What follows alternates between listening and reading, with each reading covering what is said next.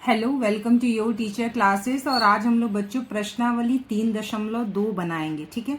जिसमें पहला प्रश्न है बच्चों समलंब, ठीक है। ABCD में कोण A 100 डिग्री तथा कोण B 110 डिग्री है, तब शेष दोनों कोणों की माप क्या होगी, ठीक है। तो यहाँ पर समलंब का एक चित्र बना हुआ है जिसमें कोण A 100 डिग्री दिया हुआ है और कोण B का माप 110 डिग्री है, ठीक है। तो हमें क्या करना है, जो दो शेष कोण बच गए हैं उसका हमें माप ज्ञात करना है। तो चलिए हम लोग इसको हल करते हैं। तो देखिए बच्चों, प्रश्नावली 3.2 का पहला प्रश्न जो मैंने अभी किताब में पढ़ा उसे मैंने कॉपी में यहाँ लिख लिया है, ठीक है। तो यहाँ पर ABCD समलंब का मैंने चित्र बनाया है। तो यहाँ पर देखिए प्रश्न में क्या दिया गया है, AB और CD जो है वो एक समलंब है, ठीक है। क्या है बच्चों, एक समलंब चतुर्भुज है। तो हम लोग यहाँ पर लिख लेंगे समलंब चतुर्भुज। तो देखिए मैंने यहाँ पे लिखा है ABCD एक समलंब है, ठीक है।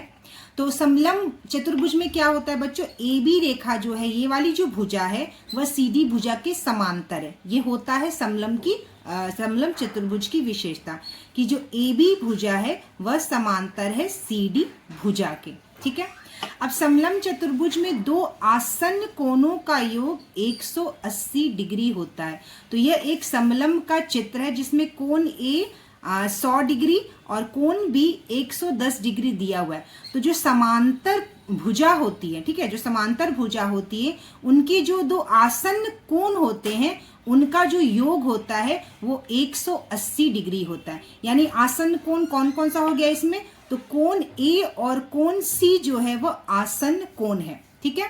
तो यहाँ पर देखिए बच्चों, कोण A जो है वह हमारा 100 डिग्री दिया हुआ है, कोण B जो है वह हमारा 110 डिग्री दिया हुआ है।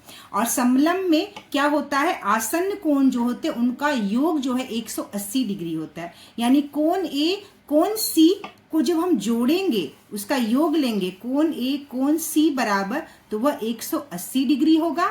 और कोण B और कोण D जो है वह 180 डिग्री होगा। तो देखिए कोण A प्लस कोण C 180 डिग्री, और यहाँ पर हम लिखेंगे कोण B प्लस कोण D बराबर ये होगा हमारा 180 डिग्री, ठीक है।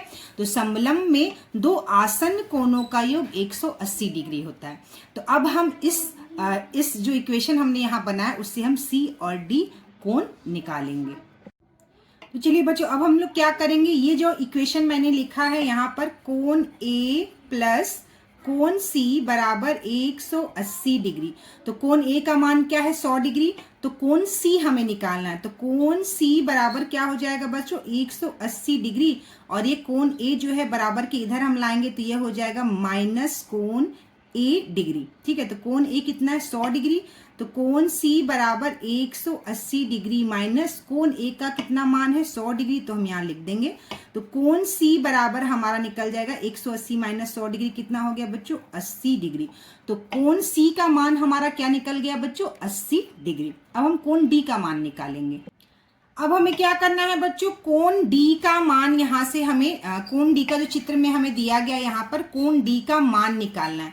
तो हमने इक्वेशन लिखा है, दो आसन्न कोणों का योग कितना होता है, कोण B प्लस कोण D 180 डिग्री। तो हम लोग यहाँ पर ये इक्वेशन लिख लेंगे, कोण B प्लस कोण D 180 डिग्री। कोण हमारा B कितना दिया गया है बच्चों, कोण B हमारा यहाँ दिया गया है 110 डिग्री। तो कोण D कितना हो जाएगा, कोण D बराबर 180 डिग्री माइनस कोण B। और कोण B का मान कितना है, 110 डिग्री। तो कोण D बराबर 180 डिग्री माइनस 110 डिग्री, ठीक है। तो कोण D बराबर 180 डिग्री में से 110 डिग्री माइनस की तो हमारा आ गया 70 डिग्री। तो हमारा दोनों कोण निकल गया, कोण C निकल गया बच्चों हमारा 80 डिग्री और कोण D निकल गया हमारा 70 डिग्री। तो ये हो गया हमारा प्रश्न का हल। चलिए हम लोग दूसरा प्रश्न देखते हैं। तो चलिए बच्चों, यहाँ पे हमारा दूसरा प्रश्न है। क्या है दूसरा प्रश्न, एक समांतर चतुर्भुज की आसन्न भुजाएं 3:2 यानी 3:2 के अनुपात में है, ठीक है।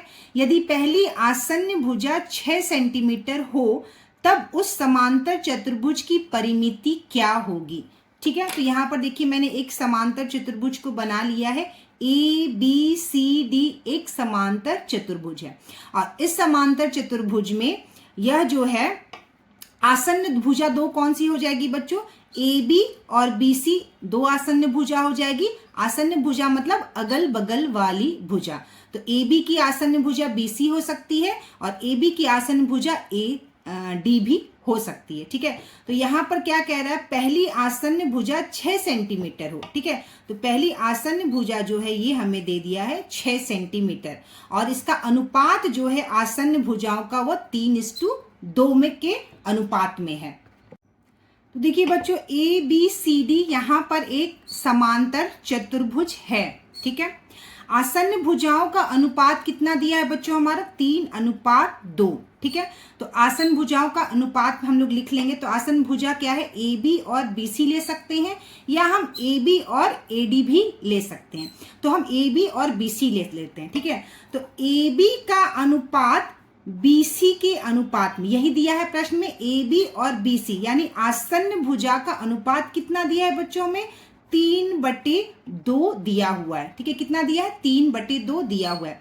अब क्या करेंगे बच्चों हम लोग, इससे AB हमारा 6 सेंटीमीटर है तो हम इसको यहाँ पर रख देंगे। ठीक है, AB कितना है हमारा 6 सेंटीमीटर, यहाँ हम लिख देंगे AB बराबर 6 सेंटीमीटर दिया हुआ है। तो AB हमने लिख दिया 6 सेंटीमीटर बटे BC बराबर 3/2। ठीक है, अब क्या करेंगे, हम BC का मान निकाल लेंगे। BC का मान निकालने के लिए इसका हम क्रॉस मल्टीप्लिकेशन कर देंगे, BC इंटू 3। ठीक है, तो BC इंटू 3 बराबर 6 गुना 2, ऐसे हम निकालते हैं मान। तो कितना हो गया बच्चों, BC बराबर 6 दूनी 12, 12/3 और यह कितना आ गया 4, यानी BC का मान कितना आ गया बच्चों हमारा 4 सेंटीमीटर। तो हम यहाँ लिख देंगे BC 4 सेंटीमीटर, यानी दो आसन्न भुजाओं का मान हमें पता चल गया, एक का दिया हुआ है और दूसरे भुजा का जो माप है वो हम निकाल लिए, इससे BC बराबर 4 सेंटीमीटर। तो यहाँ पर हम लोगों ने BC यानी कि दूसरी भुजा का माप निकाल लिया। अब देखिए बच्चों, समांतर चतुर्भुज में सम्मुख भुजा समांतर होती है और बराबर होती है। ठीक है, तो यहाँ पे जो हमने बनाया है समांतर चतुर्भुज, इसमें AB भुजा समांतर होती है CD भुजा के। ठीक है, तो हम यहाँ लिखेंगे AB भुजा समांतर है CD भुजा के और AD भुजा समांतर है BC भुजा के। ये क्या है, AD भुजा समांतर है BC भुजा के। उसी प्रकार जैसे दो भुजा समांतर होती है वो बराबर भी होती है, यानी AB भुजा बराबर होती है CD भुजा के और AD भुजा जो है वह बराबर होती है BC भुजा के। तो AB भुजा हमें दिया हुआ है बच्चों 6 सेंटीमीटर। ठीक है, और BC भुजा हमने निकाला है 4 सेंटीमीटर। ठीक है, तो AB भुजा और BC भुजा, AB भुजा निकाला हमने 6 सेंटीमीटर, तो उसकी जो दूसरी भुजा है समांतर भुजा वह बराबर होगी CD भुजा के। ठीक है, तो CD भुजा भी जो है वह क्या होगा बच्चों 6 सेंटीमीटर का होगा। ठीक है, CD भुजा भी जो है, यह जो CD भुजा है यह भी हमारा क्या है बच्चों 6 सेंटीमीटर है। ठीक है, और तो देखिए बच्चों CD भुजा हमारा 6 सेंटीमीटर हो गया और हमारा AD भुजा कौन सा है बच्चों हमारा, CD भुजा 6 सेंटीमीटर हो गया और हमारा AD भुजा कितना हो जाएगा बच्चों 4 सेंटीमीटर।